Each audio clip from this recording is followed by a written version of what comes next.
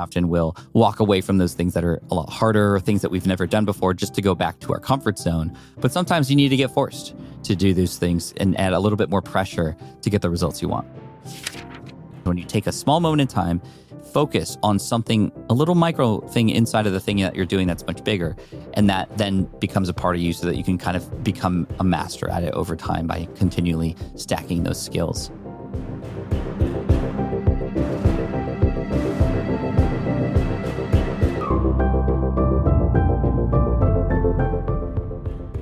That's Pat Flynn. He's a lifelong learner from San Diego who has built a reputation as one of the most influential voices in digital entrepreneurship through Smart Passive Income, or SPI, and additional diverse businesses, award-winning podcasts, newsletters, YouTube channels, and thriving online communities. He's also the guy who taught me how to podcast. Pat reaches and inspires millions of people each month. So you'll learn 1, why learning less can help you achieve more. 2, how pressure helps you learn better. And 3, how to teach others in order to learn faster. And if you want a quick summary write-up of these actionable takeaways, I recommend you sign up for the free Gold Nugget email newsletter, which you can find at awesomeatyourjob.com. I'm Pete Mockaitis. This is How to Be Awesome at Your Job. And now, here's Pat. Pat, welcome back. Thanks for having me. Excited to be here. Well, I'm super excited to dig into the wisdom you've got for us, your latest book, Lean Learning, How to Achieve More by Learning Less, which is almost blasphemy here on How to Be Awesome at Your Job. Learning less. Pat, explain. Yes. Well, it's about learning the right things, not everything. And here's what I mean by that. We always grew up, or at least I did, thinking that the more information you knew, the better. Because with more information, you were more powerful, you were more useful, you had more utility, right? And that was the case for such a long time until now, because now we have access to all the information that we could ever need and beyond. However, we are still fine-tuned to absorb information as if it were scarce, right? As if it were a scarce food source. We see it, we're like, ooh, let's get that and get more food because it's a survival sort of mechanism, right? But now we're at this buffet line of information. And not only are we stuffing our plates full of everything that we may or may not need, we're also getting force-fed stuff into our throats from algorithms and other things that believe they know more than we do what we need. And that we're all seeing that and experiencing that on all these platforms. So lean learning is really about learning from the right resources at the right time for the right things. Trading just-in-case learning for just-in-time learning, as I like to call it. And it's how I've been able to accomplish a lot of different things across many different fields in such a short period of time. And I believe that this is where we need to go when it comes to figuring things out, not by trying to figure out literally everything there is to know about something before taking action, but choosing action over information and using that action to actually give us the right direction to move forward. Boy, there's so much there. Thank you, Pat. Yeah. It's so funny. Well, when it comes to just-in-time learning, this phrase I've been familiar with for some time, and it's kind of meta, actually, because here you are, Pat Flynn, on me, Pete Mockaitis' podcast, talking about lean learning and just-in-time learning. And in fact, the most just-in-time learning experience of my life was going to your Pat Flynn podcast tutorial YouTube playlist, watching a video and then doing exactly what you said, and then watching the next video and doing exactly what you said. Is like, okay, an RSS feed, all right? Let's see. Okay, so Pat says this. Okay, let me fiddle. Oh, hey, I got an RSS feed. Okay, cool. And so literally step by step, I was learning seconds before doing the thing that I needed to do to achieve the thing I was trying to achieve. Right. Case in point. Exactly. And this is the thing about lean learning. It's figuring out what your next step is, learning about that, trying to fight the urge to learn everything and feeling like a fear of missing out, right? The FOMO really plays a role here with trying to learn everything because everybody's talking about all these new things and you don't want to get left behind. But really, it's about trusting the process and understanding that when it comes to step 2 or step 5 or step 10 down the road, that there will be resources for them when you need them. You don't need them now, though. And that's really hard to say no. Saying no is really the strategy for a lot of this stuff. It's similar to Elle from Legally Blonde, who was played by Reese Witherspoon, who chose and had the discipline to say no to going to the fraternity parties so she could study for the bar exam so that she could go to Harvard and see her ex-boyfriend there. If you've ever seen Legally Blonde, you know what that means. If not, you probably have no idea what I'm talking about. But anyway, discipline is a part of this as well. Honoring what you put on your calendar, honoring the idea that there are resources out there that they're going to be there for you when you need them, but you don't need them all right now. And it's really interesting to note that we do have this compulsion toward more information. And I think I noticed this the most during COVID, because it's like we all wanted information. It's like there was some uncertainty, which is true whenever you're doing something new, but there's uncertainty. It was high stakes. And we didn't know what the heck was going on, but CNN and others were all too happy to continue providing you with whatever they had. Any expert from any place, they'll be there, they'll be talking. And so, and I think we saw that in terms of like the viewership of news was way up during that time. And yet science will also suggest that hearing about spooky, unpleasant things continuously for hour upon hour is not great for our productivity or our mental health. No. This is why I don't watch the news. It is meant to hold your attention. It's a lot of negativity that just kind of like makes you feel like, well, okay, the world's going downhill, so I might as well go along with it.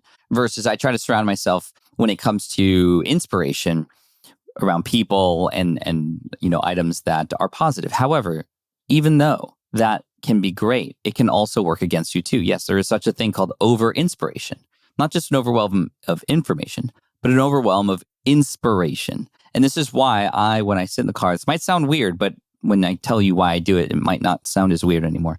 But when I'm in the car, I don't have anything playing. I don't have the radio playing. I don't have any music. I don't have a podcast playing like I had for years. I always thought that if I had a spare moment in time, I had to insert something new that I had to learn that I may not need at that time, just so that I was feeling productive.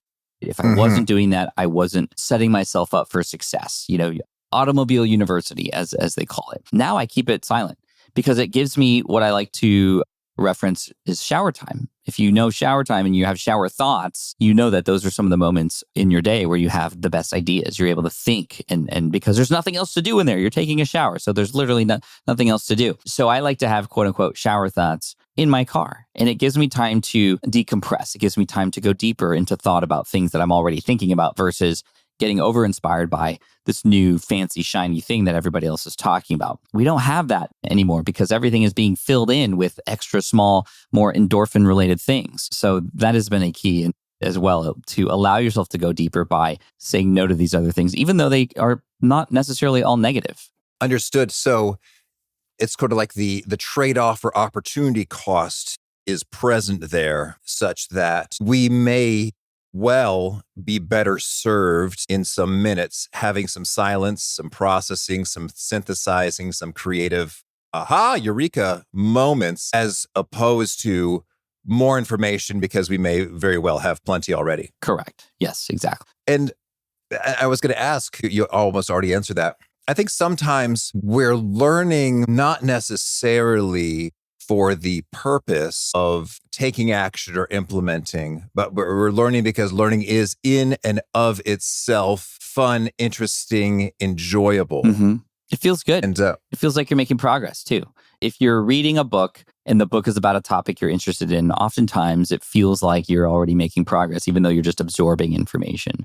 But what often happens after you finish that book? You forget most of it and you maybe not ever take any action on it. Versus what if you read a book like this? You read a chapter on taking the next step and then you just put the book down and took the next step.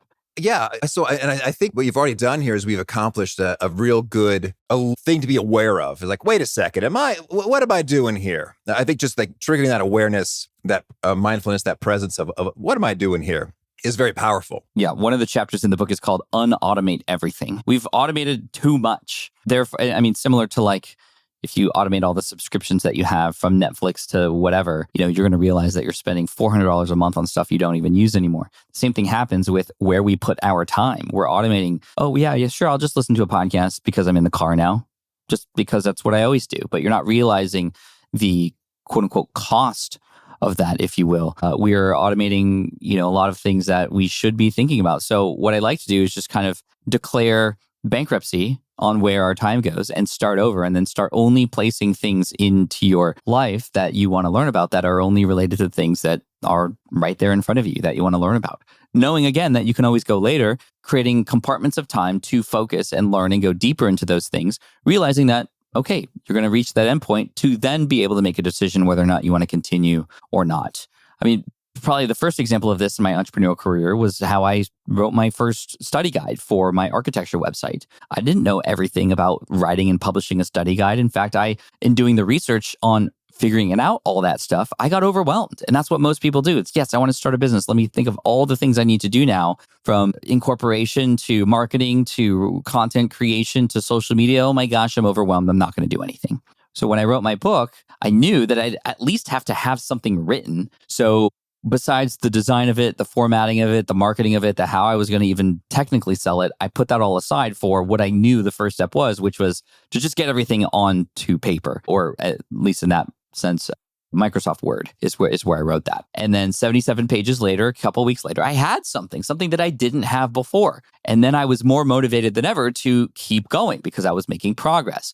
I needed to know now how to take this thing that was just a long essay looking thing into a format that was usable with blank spaces to write in and workbooks and all this kind of stuff. Great. I found a YouTube video at the time that showed me how to format a Word document to have it be horizontal and some more landscape, if you will, and look nice. So that's what I did. It took a day and that's it. So now I had the final product, the PDF file. I was like, okay, cool. Now I need to sell this.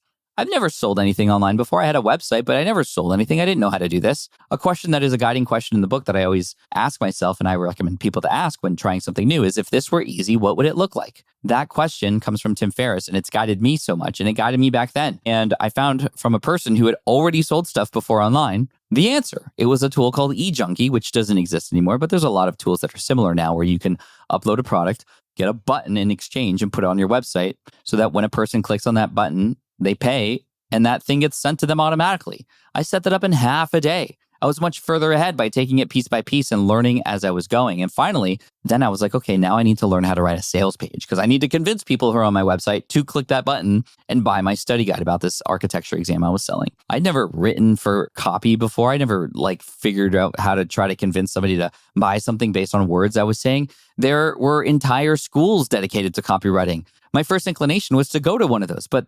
$18,000, no, I don't have the time and or money to do that. It's funny how we often think that in order to do a business, for example, you have to go to business school and you have to do all these big things that cost a lot of money. But again, if this were easy, what would it look like? I was recommended a book by a friend of mine called Moonlighting on the Internet by a guy named Yannick Silver. And he said, Pat, you don't even need to read the book. And I said, then, well, why am I buying it? Well, there is an appendix in the back of the book. It's a Mad Lib style sales page. You can just put your product in there. You can put your benefits and the features of your product and you'd have it. That was the sales page I used from that book, literally Mad Lib style, that I used for 7 years that helped me earn over $1 million off of that ebook. And again, not from learning everything and out thinking myself, but by taking it one step at a time and learning from the right resources at the right time from the right people. Mm-hmm. Yeah, now that's really cool. So that question, if this were easy, what would it look like, is a useful question because it shifts your brain from wherever you were, let's go to copywriting school, into imagining the easy things. And sure enough, I guess when you go down that road, you discover, oh, there is a resource, there is a tool, there is a person, there is a something that has already done a lot of the hard work for me. And I can just piggyback off that goodness. They've already made the mistakes that I would have made if I had just gone down this path myself. They have mentorship opportunities to help me get it right. They have podcast episodes, whatever it might be, right? You can find those resources when you need them because they are there. They're everywhere. And I want to clear up a little bit. I think tell me what your take on this one, Pat. If we know full well, I am learning something for the purpose of my own entertainment, and I know that this is not productive, and this is an alternative to playing a game of Pokémon, or this is an alternative to watching a Netflix TV series. What I'm doing is I just discovered a new YouTube channel, Kyrgyzad in German. So the word is German, just means in short. And it's just they spent over 1,000 hours making these animations explaining stuff. That's cool. I was like, wow. Where's this been all my life? This is so fascinating. And so if I am learning as a form of entertainment, and that's what I'm doing. I'm not entertaining any delusion that this is a productive means of driving forward achievement of some objective or goal. Is your take yeah, that's cool as long as you know what you're doing? Or is your take, oh, no, that's still working against us? I say have fun with it. Have fun with it. Enjoy it. In fact, there's a exercise in the book that helps you understand which parts of your life you are putting your time into, whether it be something vocational or something hobby-like, or maybe a waste of time. It's called the inspiration matrix, to see where, in fact, you're putting your time in. For most entrepreneurs, at least, who I speak to, they have 0 things in the hobby box. They are not putting any time into things outside of their work because they're so entrepreneurial and career focused, where it's very important to have other things and hobbies. For example, for me, it's fishing. And for me, fishing is an escape. It's to get back in nature. It's a way to remove myself from all the entrepreneurial stuff and the emails and all the things I need to do in the meetings. And it just gives me breath. It gives me space so that I can go back into it even better. And I love that. And I'm learning about that. I'm obsessed with learning about fishing, but it's far enough removed from my entrepreneurial stuff that it's not going to get in the way of, oh, I should do this over here instead, and kind of derail the plans that I initially had or the tiny experiments that I'm working on right now. However, that being said, I still use lean learning in my fishing. In fact, I want to be efficient in my fishing because I only get to go maybe 3 or 4 times a month. And I want to make sure that I'm maximizing my opportunities when I cast that bait. In fact, I use a strategy that I talk about in the book called Force Function to recently learn something in fishing. So there is a particular fishing lure called a jig. It's a large hook with some like skirt-like material on it, and you kind of move it up and down. And it's a very hard bait to fish because it's hard to utilize and you can go hours without getting a bite. But when you do, typically you can catch bigger fish. And it's just much more fun when you do, when you get a strike, because you kind of like really, really set the hook. But it's difficult. So remember, for the longest time, I always wanted to catch a fish with a jig. And I would cast a jig on and cast it out there and get nothing for like 20 minutes. And I go, yep, see, I'm not good at this. So I'm going to put it away and go back to my old reliable drop shot rig, which I'm way more confident in. And I'll get fish and I'll say to myself, yep, I'm not a jig fisherman. I'm never going to be good at it. But one day, because I, again, really wanted to learn how to do it, I went out on the boat and I brought nothing except jigs. There was literally nothing, no other kind of fishing that I could do other than jig fishing. So started the day, went 20 minutes like I normally do, started to question the whole thing. My gosh, I'm terrible at this. I'm never going to get a bite on a jig. I'm going to go cast something else. Oh, wait. I can't cast something else. I'm forced to just fish with this. What am I going to do? Go home? No, I'm out fishing. Like a good day of fishing. Even if I don't catch anything, it's still a good day of fishing. Hours go by, I get nothing. And then finally in the afternoon around 3 p.m., I finally get a bite. I didn't land it, but I felt something on the other end and I knew it was a fish. And by the end of the day, I ended up getting 2 fish. And now that's my go-to bait because I forced myself to do it. And that's a lean learning strategy because we often will walk away from those things that are a lot harder or things that we've never done before just to go back to our comfort zone. But sometimes you need to get forced to do those things and add a little bit more pressure to get the results you want.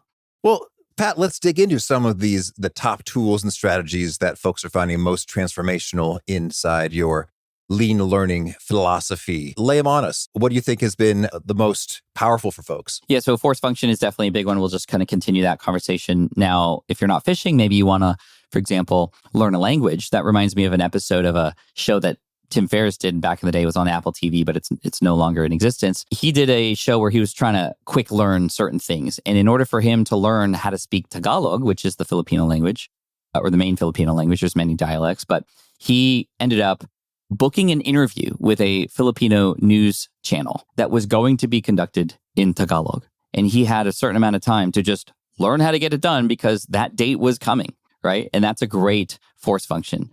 Having a publisher tell you that you have a due date for your manuscript is a great force function to have you get up and start writing. Having a presentation at a certain date in front of a crowd at a conference is a great force function to help you learn how to become a better public speaker because there's only a limited amount of time to tell yourself, no, I can do it later. I can do it later. No, you can't. You have to do it now, right? So that worked really well. Another method of speed running skill acquisition that I love is called micromastery. It's taking this big thing that you have that you're doing and finding small little components of it that you can get better at, that then you can stack on top of new things that you focus on for limited periods of time. Going back to public speaking, a great way that I learned to become a public speaker was not just getting booked on a stage, but it was actually micromastery where I'd go into different presentations, really hyper-focusing on one thing that I wanted to do better than anybody else and better than I've ever done before. There's a million things to do with public speaking to get good as a professional speaker, from how you open, how you project your voice, where you stand on stage, what do you do with your hands, what do you put on the slides, how do you end, how do you pause, like all those things. There's so many. But by focusing on, for example, just how do you start? What are the first words that come out of your mouth? Let's watch 100 different TED Talks, but let's just watch the first 30 seconds of each of them to see which ones have the best opening and how I can kind of learn from that. Let me get training from other public speakers on how to open a show or open a presentation like that. And you can micromaster that. And therefore, every future presentation you do, you're going to have that skill. I got to the point where I was micromastering what I do with my hands. I was watching TED Talks and just watching people, what do they do with their hands? And they make these big grandiose gestures in moments that have big points to be made. And sometimes they go really small and kind of bring their hands closer to their body when they're being more vulnerable. And these are things that I learned only by absorbing and learning in a hyper-focused fashion, maybe 2 weeks at a time. Reminds me of my buddy who is a ultra marathon runner, who I called him up one day and I was like, hey, what are you doing? And he's like, well, I got a camera crew over at my house. The ultra marathons are crazy. He runs like 15 miles a day just for fun. I think he's crazy. But these marathons that he runs are like 50 miles or more. And he had a camera crew at his house who had one of those super duper slow motion cameras who was filming the contact of his heel to the ground. And he wanted a slow motion footage of what his foot was doing to grab the angle of attack and all these other words he was throwing at me to like just get incrementally better at how he hits his heel on the ground when he's running. But when you think about it, it's like, okay, well, that's just like one moment in time, but across 50,000 steps, I mean, that adds up to huge differences over time because he's, again, a high performer and a high caliber runner. He wants every little advantage that he could get. And so he spent about 2 weeks focusing with like physics people. Again, it was way beyond what my understanding of all this stuff. But he found the right angle of attack and the right way to run so that he could save a little bit more breath and time and so that he can just get seconds back over the course of many, many miles. And that's just a cool demonstration of just like what happens when you take a small moment in time, focus on something, a little micro thing inside of the thing that you're doing that's much bigger. And that then becomes a part of you so that you can kind of become a master at it over time by continually stacking those skills. To finish up, we can go the opposite direction. I like that instead of thinking about the micro, we can think about going bigger. And a lot of times going bigger is very scary, but you can go bigger just for a small period of time to get really, really big results that'll last a lot longer. And this takes me back to when I used to row. I used to row at Cal where I went to school and I was on the lightweight rowing team on crew. And one thing that you do when you're in a race to get ahead of the other boats is, you could just kind of run your race and kind of just pull fast as you can. But in order to kind of sprint ahead of a boat next to you, you implement what's called a power 10.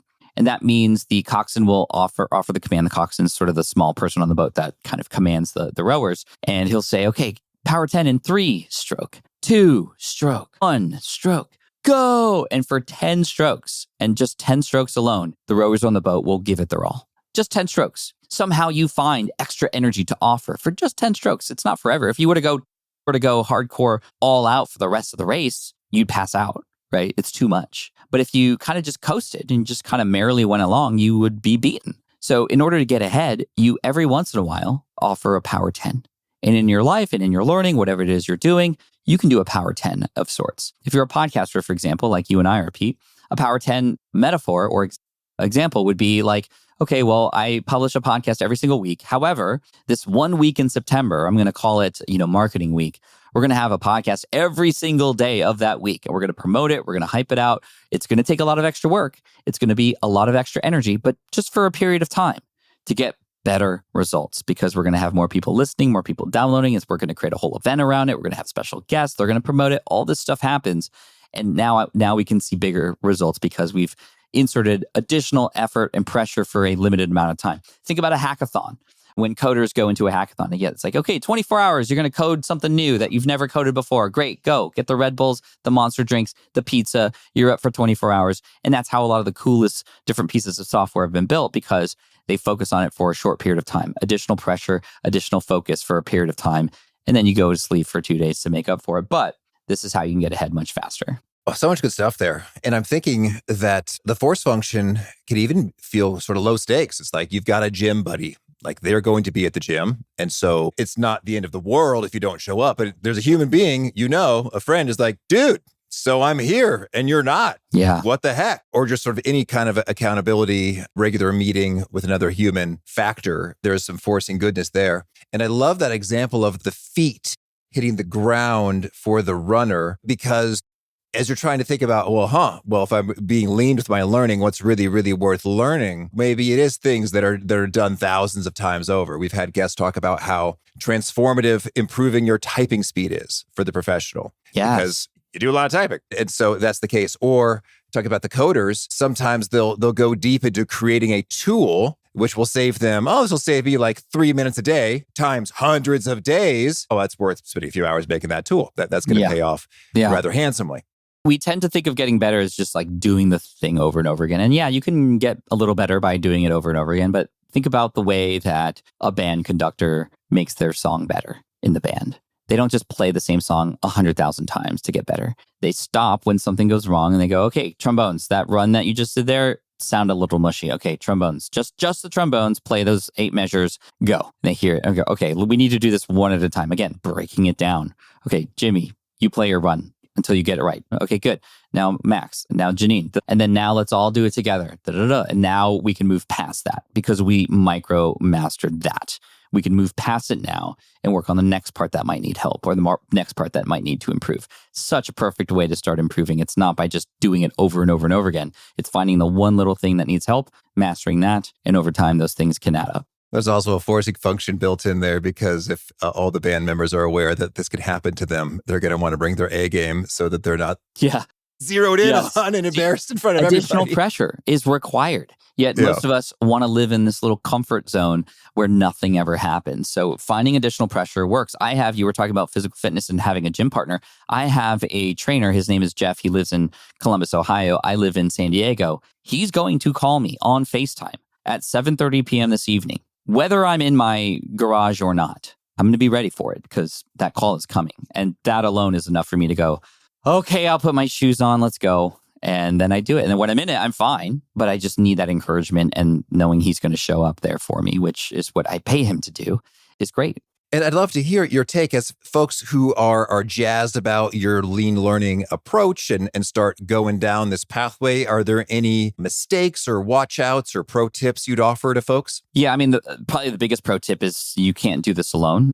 We were just talking about the importance of other people, but even finding other colleagues who are going through it with you, not necessarily a mentor or even accountability partner, but just other people who are doing it with you so that you can kind of inspire and feed off of each other's energy. Those things are important. You speak the same language, right? And then, of course, if you can, finding a mentor or a person who can take you under their wing or at least show you the ropes, whether you have to pay for that or not, it is definitely worth it because they've gone down those paths before. Another big mistake is this idea of because we're so socially connected, it's very easy to see a lot of things in front of you that may be interesting, desirable, bright, shiny objects, right? The draw is, well, we want to see that because everybody else is talking about it. It's just human nature. So we can't feel bad about that, but we have to learn how to deal with it. The FOMO, fear of missing out.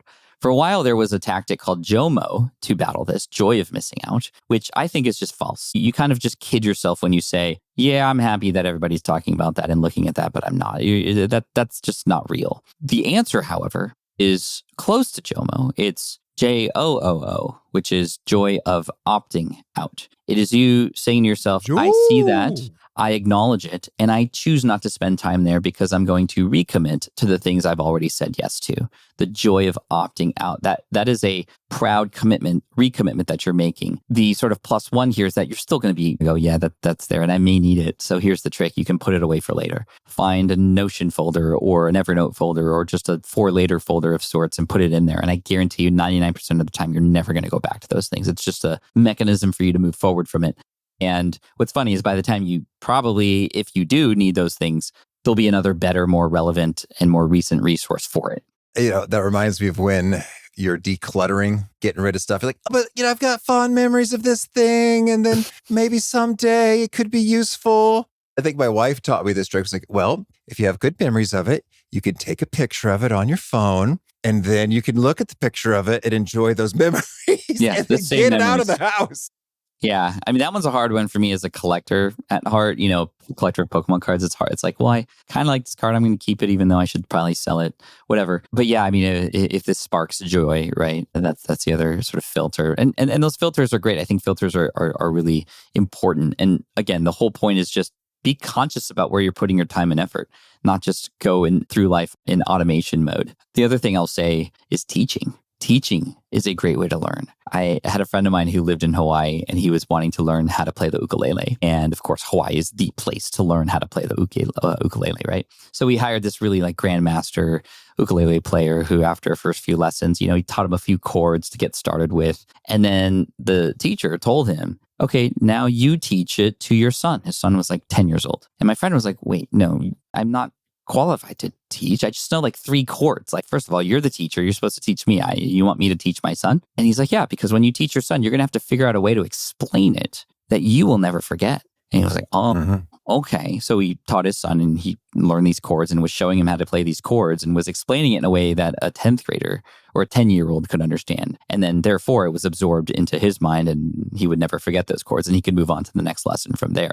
You learn so much by teaching.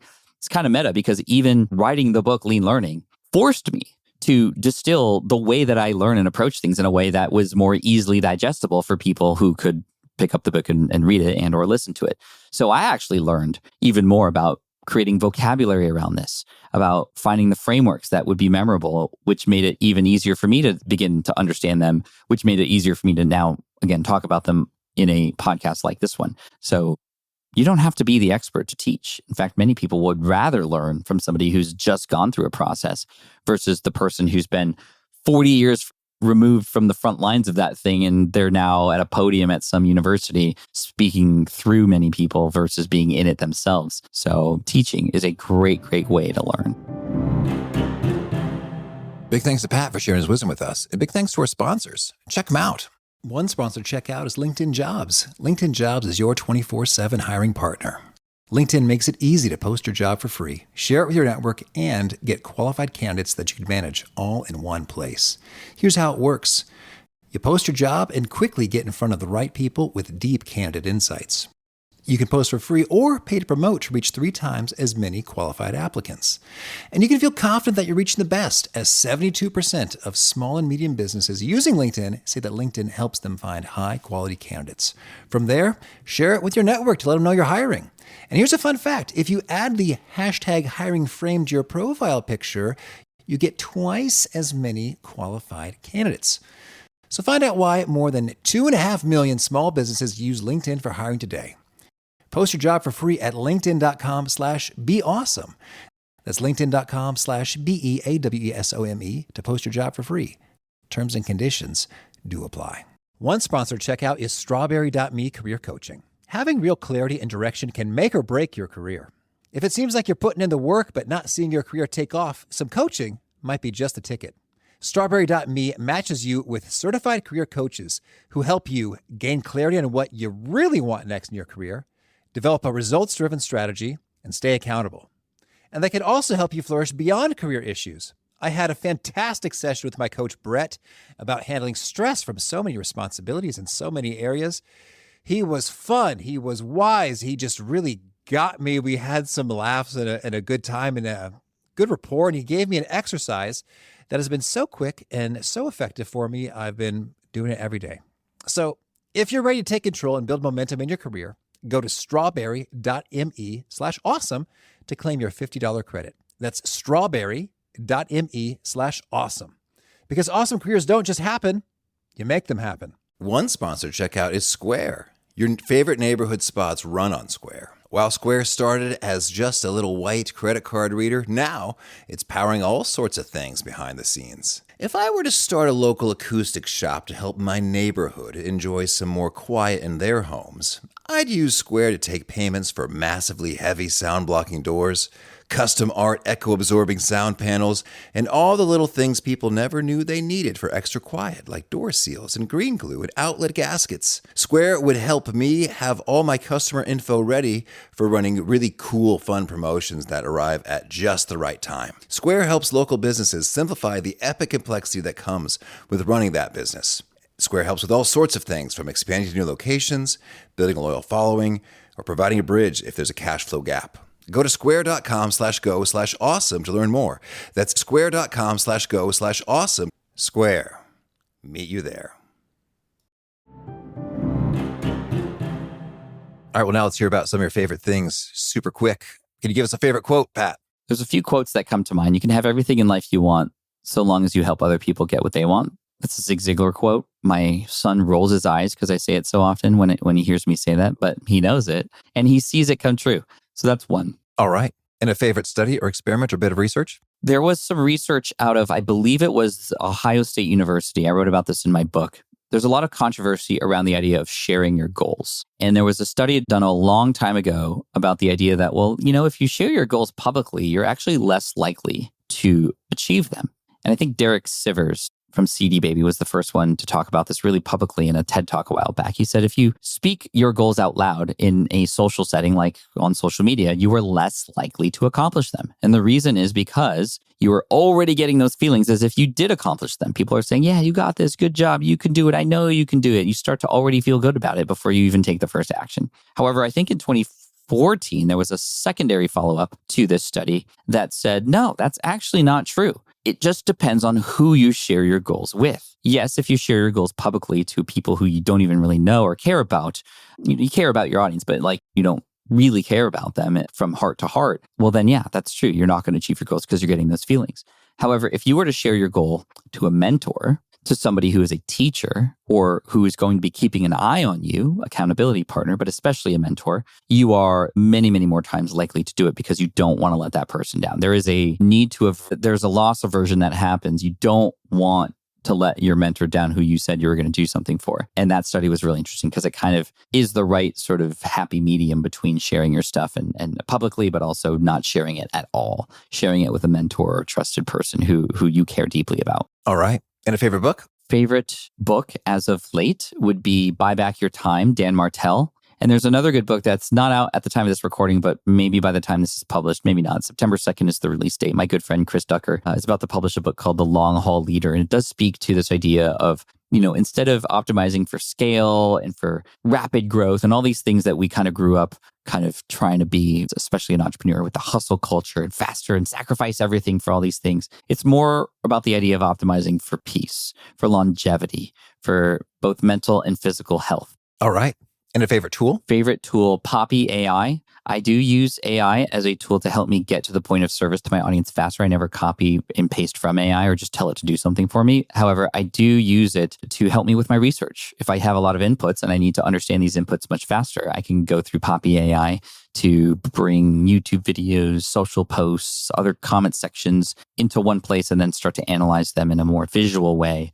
Other tools can do and accomplish the same things, but Poppy AI has been out of this world and has saved me so many hours of time. All right. And a favorite habit? Favorite habit is before I buy something, I ask myself, how would I feel if I bought this tomorrow? That's been fun. It helps. I've probably saved a lot of money, but also felt better about the purchases I make as a result of that filter. Yeah. It's like, I'd be disappointed that I didn't have it yet versus probably fine. Maybe let's just find out. And is there a key nugget you're known for? A Pat Flynn original quote? I would much rather live a life full of oh wells than a life full of what ifs. And if folks want to learn more, get in touch, where'd you point them? smartpassiveincome.com, or of course, my book, Lean Learning, available wherever books are sold, Amazon, Barnes & Noble, etc. And I'm at Pat Flynn on social media. And do you have a final challenge or call to action for folks looking to be awesome at their jobs? What's the one thing you could say no to right now that would help you get better at your job? All right.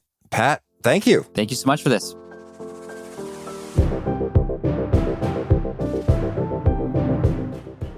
I really appreciate what Pat had to say about pressure. It makes all the difference. I have been dabbling a little bit about learning some sales stuff here and there, how to do that effectively. But recently I got a message from my business partner saying, hey, he's going to be on a deployment for some time and out of commission. And it's on me to do more of the sales meetings. And so sure enough, in that context, I am learning more, retaining things faster, better with that sense of urgency that, this is not just kind of fun someday maybe stuff, but absolutely critical stuff that's going to be appearing and the days are counting down. So a good reminder, sometimes the pressure is imposed from the outside, but perhaps it's to our benefit to conscientiously add pressure. Good stuff from Pat. If you want to check out the show notes or the transcript or the links to items that we referenced, please drop on by awesomeatyourjob.com/EP1089. Hope to catch you next time, and peace.